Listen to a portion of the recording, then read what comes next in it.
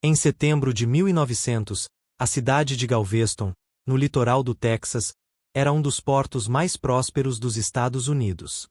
Banhada pelo Golfo do México, era conhecida pela tranquilidade de suas ruas, pela beleza arquitetônica e pelo movimento comercial constante. Mas aquela calma seria brutalmente rompida por um dos piores desastres naturais da história americana.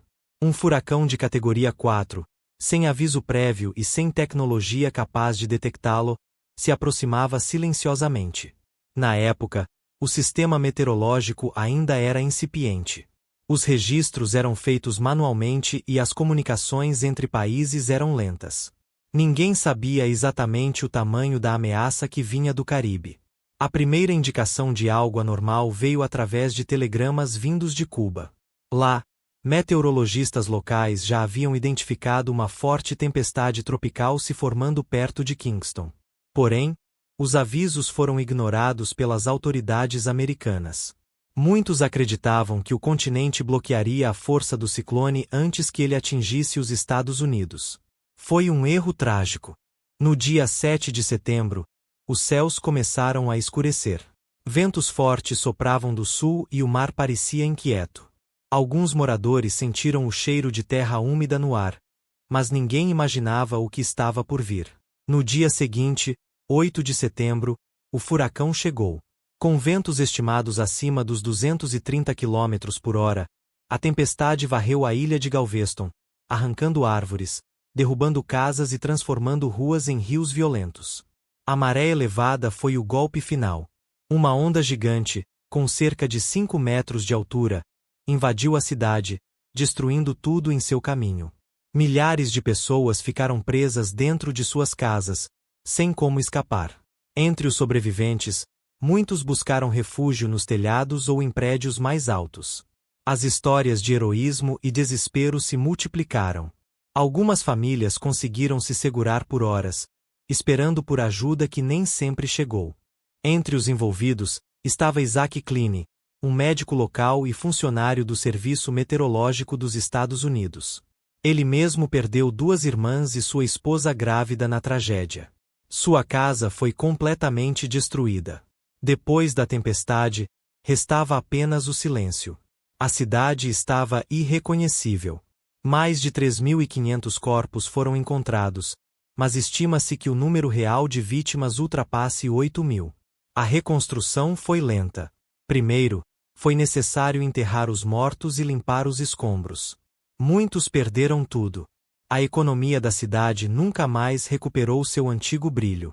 Para evitar novos desastres, os moradores construíram um grande dique de proteção e elevaram o nível das ruas.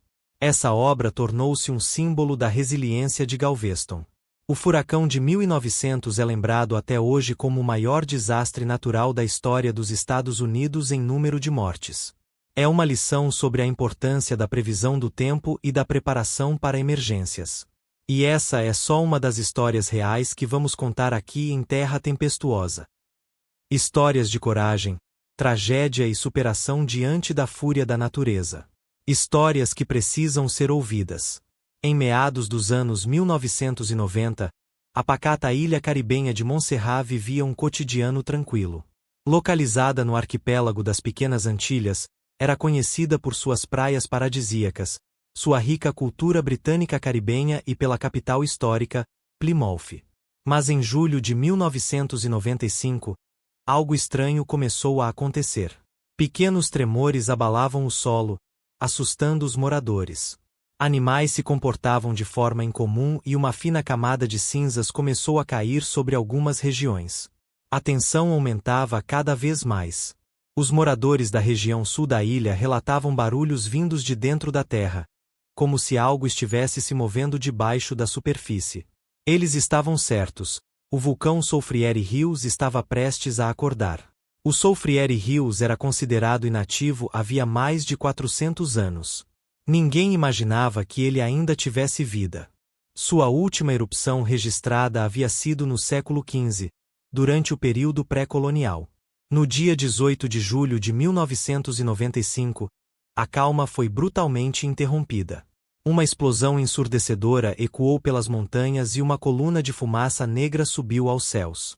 Era o início da maior crise geológica já enfrentada por Montserrat. Nos dias seguintes, as explosões vulcânicas ficaram mais intensas. Rios de lava incandescente desceram das encostas e fluxos piroclásticos, verdadeiras ondas de gás quente e cinzas, avançaram sobre vilarejos inteiros. A capital, Plymouth, logo ficou em alerta máximo. Casas foram evacuadas às pressas. Muitos moradores deixaram tudo para trás, levando apenas documentos e alguns pertences pessoais. As cinzas vulcânicas cobriram a cidade como uma neblina mortiça. A visibilidade era mínima, os respiradores tornaram-se essenciais, e até mesmo o sol parecia distante sob aquele véu escuro. Entre os envolvidos, estava o governador britânico da época, Sir Frank Savage, que ajudou a coordenar a evacuação de emergência. Mais de 2/3 da população deixou a ilha, buscando refúgio nas ilhas vizinhas ou no Reino Unido. No dia 25 de junho de 1997, veio o golpe mais devastador. Um novo fluxo piroclástico atingiu a zona sul da ilha, destruindo completamente a cidade de Plymouth e matando 19 pessoas que permaneceram na área de risco. Depois disso, Plymouth foi abandonada. Hoje, é conhecida como a Pompeia dos Caribe, uma cidade fantasma sepultada sob metros de cinzas e lama vulcânica. Ruínas de casas e escritórios ainda podem ser vistas entre a névoa. O vulcão continuou ativo por muitos anos, com erupções esporádicas até o início dos anos 2000. Até hoje, a parte sul da ilha é considerada uma zona proibida, monitorada constantemente por cientistas vulcanológicos. Apesar da tragédia, a comunidade resistiu. Nova capital foi erguida ao norte da ilha, em Little Bay, e a população se reorganizou. Hoje, Montserrat tem menos de 5.000 habitantes, muito menos do que antes da erupção.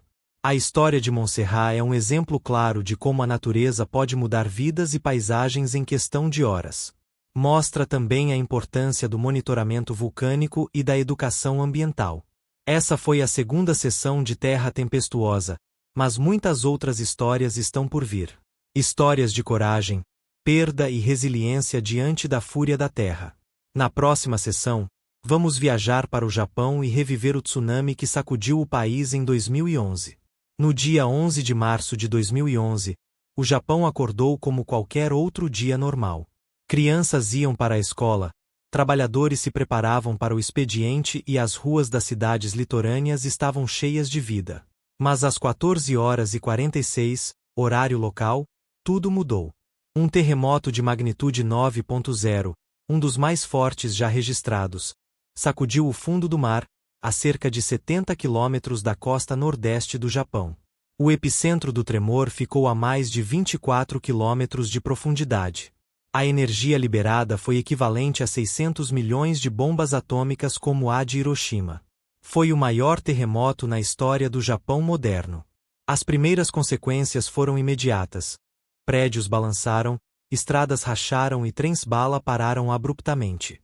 Mas o pior ainda estava por vir. Aquele terremoto havia deslocado uma quantidade imensa de água no Pacífico. Menos de uma hora depois, a natureza lançou sua resposta mais cruel. Um gigantesco tsunami começou a avançar sobre o litoral com ondas que chegavam a até 40 metros de altura em algumas áreas. As cidades de Sendai, Ishinomaki e Kamaishi foram as mais afetadas. Alertas soaram, sirenes ecoaram pelas ruas, e muitos correram para os pontos mais altos possíveis, tentando escapar da força avassaladora do mar. Mas não houve tempo para todos. Milhares de pessoas foram pegadas de surpresa. Casas inteiras foram arrancadas das fundações, carros flutuavam como brinquedos e pontes desmoronaram sob o impacto das águas. Entre os envolvidos, estava Yuki Sato, uma jovem professora que conseguiu salvar seus alunos subindo ao telhado da escola, mas perdeu toda a sua família na inundação. Histórias como essa se multiplicaram por toda a região. Mais de 18.000 pessoas perderam suas vidas. Outras milhares ficaram desaparecidas ou desabrigadas. Centenas de milhares de casas foram destruídas e a infraestrutura das cidades colapsou. Mas o drama não terminou ali. O tsunami também atingiu a usina nuclear de Fukushima Daiichi, causando uma grave falha nos sistemas de resfriamento dos reatores. O mundo assistiu apreensivo ao risco de contaminação radioativa. Os esforços para conter o desastre nuclear começaram imediatamente. Equipes especializadas, conhecidas como Fukushima 50, entraram em ação mesmo sabendo dos riscos à saúde. Eles eram a última linha de defesa contra um possível desastre global. Com o tempo, centenas de quilômetros quadrados tiveram que ser evacuados. Muitos moradores nunca mais puderam voltar para casa. Alguns vilarejos simplesmente desapareceram do mapa. A reconstrução levou anos. Hoje, parte da região foi reconstruída com barreiras maiores, alertas mais eficientes e comunidades mais preparadas. Mas as cicatrizes emocionais permanecem. O tsunami de 2011 é lembrado como um dos eventos mais trágicos da história japonesa recente. Serve como lembrete de que, mesmo com tecnologia e planejamento, a natureza ainda pode nos surpreender com sua força imensa. Em abril de 2015, o Nepal era um país conhecido por suas paisagens deslumbrantes, templos sagrados e pelo tetônico Monte Everest. Milhares de turistas visitavam seus vales todos os anos, fascinados pela cultura hindu-budista e pela hospitalidade nepalesa. Mas no dia 25 de abril daquele ano, às 11h56, horário local, uma força imensa surgiu das profundezas da Terra. Um terremoto de magnitude 7.8 atingiu a região central do país, com epicentro perto da cidade de Barpak. O tremor durou cerca de 1 minuto, mas foi suficiente para destruir casas inteiras, rachar montanhas e gerar pânico em toda a nação. As ruas de Katmandu, capital do Nepal, viraram caos em questão de segundos. O Nepal está localizado em uma zona sísmica muito ativa, entre as placas tectônicas da Índia e da Eurásia. Mesmo assim, o tamanho do desastre foi algo inesperado para muitos, especialmente considerando a infraestrutura precária de boa parte das construções locais. Torres religiosas tombaram, templos centenários desmoronaram e vilas inteiras ficaram soterradas sob escombros. Entre os monumentos mais afetados estava o famoso Darahara Tower, uma torre de 9 andares que caiu completamente, matando mais de 180 pessoas. Entre os envolvidos, estava Ramesh Gurung, um guia de montanha que estava em sua casa em Gorkha quando tudo começou. Ele e sua família correram para fora, mas perderam o pequeno armazém da família, que sustentava a comunidade local. A tragédia se espalhou rapidamente. Mais de 9.000 pessoas perderam a vida, e outras 22.000 ficaram feridas. Cidades inteiras foram isoladas devido aos deslizamentos de terra que bloquearam estradas e rotas de socorro. As equipes de resgate chegaram de helicópteros, muitas delas vindas de países vizinhos, como Índia, China e Estados Unidos. Cães farejadores, voluntários e médicos trabalharam incansavelmente para salvar vidas entre os escombros. Muitos sobreviventes dormiram nas ruas por medo de entrar novamente em casa. Tendas improvisadas surgiram em praças e campos, enquanto alimentos e água potável tornaram-se escassos nas primeiras semanas após o terremoto. No dia seguinte, um forte tremor de magnitude 6.8 atingiu a região nordeste do país, aumentando ainda mais o desespero. Esse abalo secundário assustou quem já tentava reconstruir sua rotina, reabrindo feridas emocionais. A geografia complicada do Nepal dificultou ainda mais os esforços de resgate. Com montanhas elevadas e vilarejos remotos, muitas comunidades só receberam ajuda dias depois, sem saber se havia sobreviventes presos sob os escombros. Além da perda humana, o terremoto também tirou vidas culturais. Sítios históricos da Unesco, como o complexo Durbar Square, foram severamente danificados. Peças únicas de arte nepalesa foram perdidas para sempre. Apesar da tragédia, o povo nepalês mostrou resiliência impressionante. Em questão de meses, equipes locais começaram a limpar ruínas, reconstruir casas e restabelecer comunidades. Hoje, muitas vilas já estão de pé novamente. O terremoto do Nepal é lembrado como um dos eventos sísmicos mais destrutivos da década. Foi um lembrete cruel de quão frágeis são nossas estruturas diante da força da natureza, mas também de como a solidariedade pode unir povos inteiros. No dia 20 de maio de 2013, a cidade de Moore, no estado americano do Oklahoma, vivia um domingo aparentemente tranquilo. Crianças brincavam nos parques, famílias almoçavam juntas e o sol ainda brilhava forte no céu. Mas ao longe, nas planícies do centro dos Estados Unidos, uma tempestade violenta se formava. Nuvens escuras começaram a girar no horizonte, e alertas meteorológicos começaram a ser emitidos pelas rádios locais.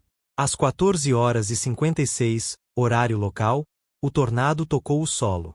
Era um monstro de categoria EF5, o nível mais alto na escala Enhanced de Fujita, capaz de arrancar árvores com raiz e levantar carros como folhas ao vento. Com aproximadamente 2,5 km de largura e ventos acima dos 320 km por hora, o tornado avançou sem piedade sobre Moore. A destruição era tão intensa que deixava marcas visíveis do ar, observáveis por satélite. Escolas, hospitais, igrejas e residências foram varridos do mapa. Uma das cenas mais chocantes foi o impacto direto no Plaza Towers Elementary School, onde crianças estavam dentro da sala de aula. Entre os envolvidos, estava Jennifer Doan, mãe de 2 crianças que estudavam na escola. Ela correu até o local assim que ouviu o alerta, mas só encontrou escombros. Sua filha foi salva horas depois, presa sob uma viga, graças aos esforços dos bombeiros. O caos se espalhou rapidamente. Famílias inteiras desapareceram em segundos. Carros voavam pelos ares, árvores eram arrancadas pela base e casas pré-fabricadas eram reduzidas a pedaços. Não havia onde se esconder. O tornado percorreu cerca de 33 quilômetros em apenas 40 minutos. Em seu rastro, deixou uma trilha de devastação. Mais de 12.000 edifícios danificados ou completamente destruídos. Mais de 200 pessoas ficaram feridas, e 24 perderam suas vidas. Equipes de resgate chegaram de todos os lados.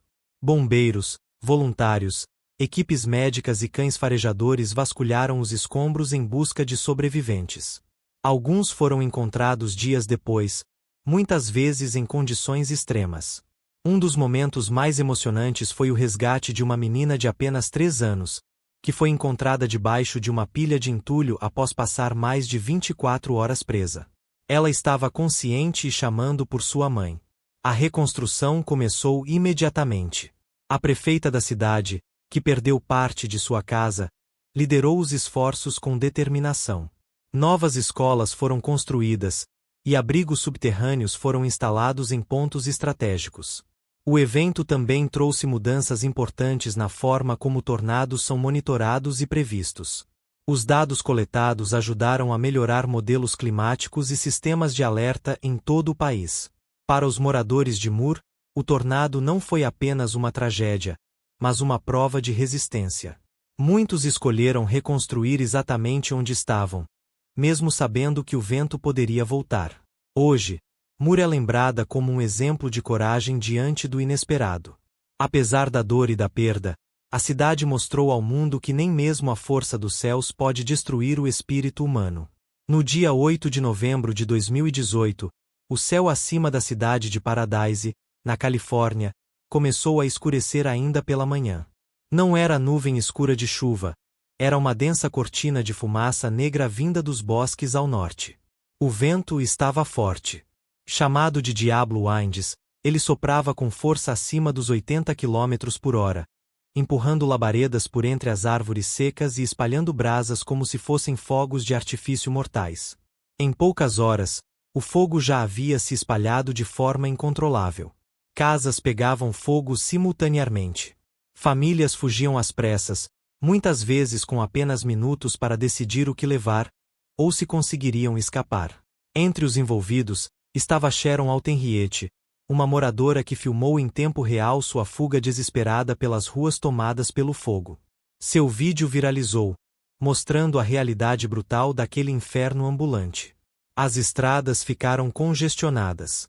Muitos motoristas ficaram presos em filas intermináveis, com chamas se aproximando por todos os lados. Alguns abandonaram seus carros e correram para rios ou lagos locais, buscando qualquer refúgio possível. A cidade de Paradise, com cerca de 27.000 habitantes, foi completamente destruída. Mais de 18 mil edifícios foram consumidos pelas chamas, incluindo casas, escolas, hospitais e até mesmo o prédio da prefeitura. O incêndio, batizado de Camp Fire, foi o mais mortal e destrutivo da história da Califórnia moderna. Em menos de um dia, mais de 85 pessoas perderam suas vidas, e mais de 50 mil tiveram que deixar suas casas. Equipes de resgate trabalharam sem descanso. Bombeiros voavam em aviões-tanque, lançando milhares de litros de água e retardante de fogo sobre as áreas em chamas. Voluntários vasculhavam escombros à procura de sobreviventes e corpos. Um dos momentos mais emocionantes foi a descoberta de uma idosa de 79 anos que passou 2 dias presa embaixo dos escombros de sua casa, sem comida nem água. Ela foi encontrada viva graças aos latidos de seu cachorro, que chamou a atenção dos socorristas. A destruição não parou em Paradise. O fogo se espalhou por outras comunidades menores, como Concow e Magalia. Áreas inteiras viraram cinzas. Algumas vilas sequer tinham como ser reconstruídas por completo. Além da perda humana, houve também danos ambientais imensuráveis. Milhares de hectares de florestas foram reduzidos a terra seca e carbonizada. Animais silvestres morreram em massa, e ecossistemas inteiros foram afetados. O custo econômico foi gigantesco. Estimativas apontam que os danos ultrapassaram os 16 bilhões de dólares. Muitas famílias perderam tudo. Para alguns, reconstruir significaria começar uma nova vida do zero. Apesar da dor, a solidariedade surgiu como um raio de esperança. Doações de todo o país chegaram às vítimas. Tendas temporárias viraram abrigos, e voluntários ajudaram a limpar ruínas e reconstruir lares. No início de março de 2019, o sul do Oceano Índico começava a sentir os primeiros sinais de algo fora do comum. Um sistema de baixa pressão se formava ao largo da costa de Moçambique, mas poucos imaginavam que ele se transformaria em um dos piores desastres naturais da África moderna. O ciclone Idai começou como uma tempestade tropical, mas rapidamente ganhou força. Ao atingir a costa moçambicana, no dia 14 de março, ele já era classificado como um ciclone de categoria 4, com ventos que ultrapassavam os 170 km por hora. Mas o pior não foi apenas o vento. Foi a chuva. Durante dias, o céu pareceu desabar sobre a região central de Moçambique. Rios transbordaram, ruas viraram rios turbulentos e aldeias inteiras foram arrastadas pela correnteza. A cidade de Beira, com mais de 500 mil habitantes, foi a mais afetada. Estruturas frágeis não resistiram ao impacto. Centros médicos, escolas e até mesmo o aeroporto local ficaram debaixo d'água. Toda a infraestrutura urbana colapsou. Entre os envolvidos, estava Helena Mucavelli, uma jovem enfermeira que trabalhava no hospital principal da cidade. Ela ajudou a resgatar pacientes durante as inundações, usando barcos improvisados e carregando crianças nos braços. Depois de Moçambique, o ciclone seguiu para o interior e atingiu o leste do Zimbábue e o centro de Malawi. Lá, o cenário se repetiu. Enchentes, deslizamentos de terra e comunidades inteiras isoladas sem acesso à ajuda imediata. Em Chimanimani, uma pequena cidade montanhosa no Zimbábue, famílias inteiras desapareceram após um deslizamento de terra. Mais de 300 pessoas perderam suas vidas apenas nessa região, muitas delas sepultadas sob toneladas de lama e pedras. As imagens que saíram da região chocaram o mundo. Telhados voando, árvores arrancadas, crianças presas em águas turvas e adultos tentando salvar o que podiam. Era como se toda a natureza tivesse declarado guerra às populações locais. Estimativas apontam que mais de 1,5 milhão de pessoas foram diretamente afetadas pelo ciclone. Cerca de 1.300 perderam suas vidas, e dezenas de milhares ficaram desabrigadas, precisando de abrigo, comida e água potável. Com a falta de infraestrutura básica, doenças como cólera e malária começaram a se espalhar nas semanas seguintes. Sem saneamento básico e com o acesso aos serviços de saúde comprometido, o perigo aumentava a cada dia. Equipes internacionais chegaram para ajudar. Organizações como a ONU, Cruz Vermelha e Médicos Sem Fronteiras enviaram ajuda humanitária urgente. Helicópteros sobrevoaram áreas inundadas, lançando mantimentos e resgatando feridos. Apesar do esforço global, a reconstrução foi lenta. Muitas comunidades perderam tudo, incluindo documentos pessoais, registros escolares e até mesmo identidade civil. Para alguns, voltar significava recomeçar praticamente do zero. O ciclone Idai é lembrado como um alerta urgente sobre os efeitos das mudanças climáticas em regiões mais vulneráveis. Mostrou como eventos extremos estão se tornando mais frequentes e intensos, especialmente em países com menos recursos para lidar com eles. Em março de 2010, a Islândia era conhecida por suas paisagens deslumbrantes. Geleiras gigantescas, campos de lava negra e montanhas cobertas de neve.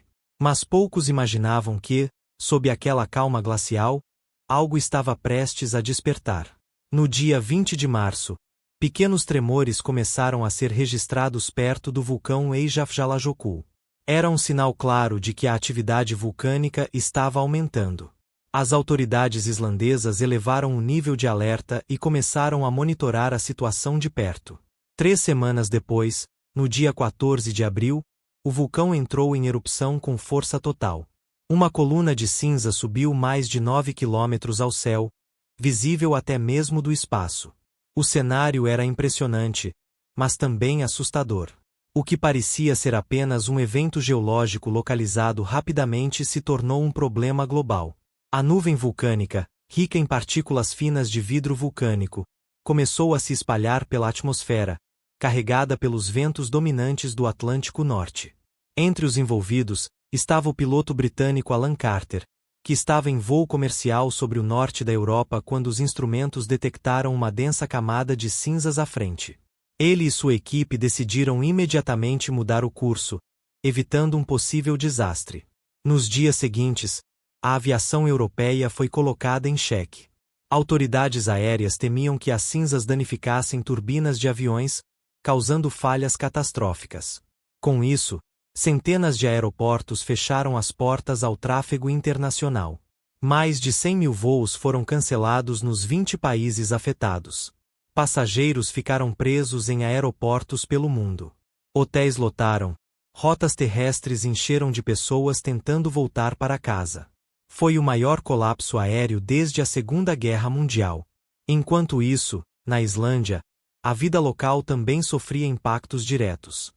Rios transbordaram por causa do derretimento das geleiras sob o calor da lava. Pontes foram destruídas, fazendas inundadas e comunidades isoladas por dias. O vulcão continuou ativo por semanas, mantendo a pressão sobre governos, companhias aéreas e passageiros. Cientistas vulcanológicos trabalhavam sem descanso, analisando dados em tempo real e tentando prever o comportamento da nuvem. Apesar de toda a confusão, não houve mortes diretamente ligadas à erupção ou aos cancelamentos de voos. Isso é considerado um milagre, dado o caos que se seguiu. Mas os custos econômicos ultrapassaram bilhões de dólares. A indústria aérea precisou adaptar-se rapidamente. Novos protocolos de segurança foram criados para lidar com cinzas vulcânicas. Modelos computacionais foram aprimorados e sistemas de monitoramento passaram a ser mais sensíveis. Para os moradores locais, a erupção foi mais uma prova de convivência com a natureza instável. Muitos já estavam acostumados com a presença dos vulcões, mas ver seu país no centro de uma crise global foi algo inesperado. Hoje, a erupção do Eyjafjallajökull é lembrada como um marco histórico nas relações entre vulcanismo e tecnologia moderna. Mostrou que, apesar de todo o nosso progresso, ainda somos vulneráveis diante da força da Terra. Além disso, trouxe mais atenção científica para a Islândia, um país que abriga dezenas de vulcões ativos. Pesquisas aumentaram, e hoje sabemos muito mais sobre como esses gigantes adormecidos podem influenciar o mundo inteiro. Em 9 de dezembro de 2019, a Ilha Branca, ou Vacaari na língua maori, era um destino turístico famoso por suas paisagens lunares e caldeiras fumegantes. Localizada a cerca de 50 quilômetros da costa da ilha norte da Nova Zelândia, era um lugar visitado por centenas de turistas todos os meses. Naquele dia, cerca de 47 pessoas estavam na ilha. Entre elas, turistas australianos, americanos, britânicos e alguns guias locais. Muitos tiravam fotos perto das crateras, enquanto outros exploravam as fumarolas e lagos ácidos. Mas às 14h11, horário local, uma explosão violenta rasgou o silêncio. Uma nuvem de vapor, cinzas e rochas incandescentes subiu aos céus. O vulcão, que estava em atividade baixa nos dias anteriores, havia entrado em erupção sem aviso prévio. A força do evento foi impressionante. A coluna de cinzas atingiu mais de 3.500 metros de altura. Fragmentos vulcânicos voaram em todas as direções. Quase todos os presentes na ilha foram pegos totalmente de surpresa. Entre os envolvidos, estava Jessica Watson, uma jovem australiana que fazia parte de um grupo de excursão. Ela conseguiu sobreviver ao impacto inicial, mas sofreu queimaduras graves em mais de 80% do corpo. Sua história se tornou símbolo da tragédia. Os primeiros minutos após a erupção foram caóticos. Alguns correram para os barcos que os trouxeram à ilha, enquanto outros tentavam escapar pelas trilhas íngremes.